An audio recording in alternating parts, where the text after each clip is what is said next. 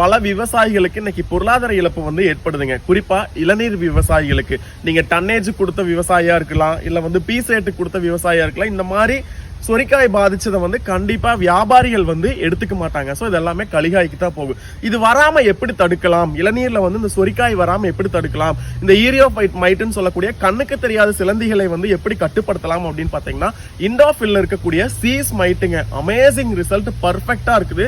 2 molecule அதுல இருக்குதுங்க. நான் 10 லிட்டர் தண்ணிக்கு சொல்றேன், நோட் பண்ணிக்கங்க. 10 லிட்டர் தண்ணிக்கு 20 ml மருந்து ஊத்திக்கங்க. வெட்டிங் ஏஜென்ட், நல்லா சிலிக்கான் பேஸ்ல இருக்கக்கூடிய வெட்டிங் ஏஜென்ட், ஒட்டும் திரவம் பாத்தீங்கன்னா 5 மில்லி ஆட் பண்ணிக்கங்க. அது கூட 20 மில்லி நல்ல பிபிஎம் லெவல் ஹையா இருக்கக்கூடிய நீம் ஆயில் வந்து ஆட் பண்ணிக்கங்க. இதுதாங்க காம்பினேஷன். நல்லா ஸ்ப்ரே பண்ணுங்க.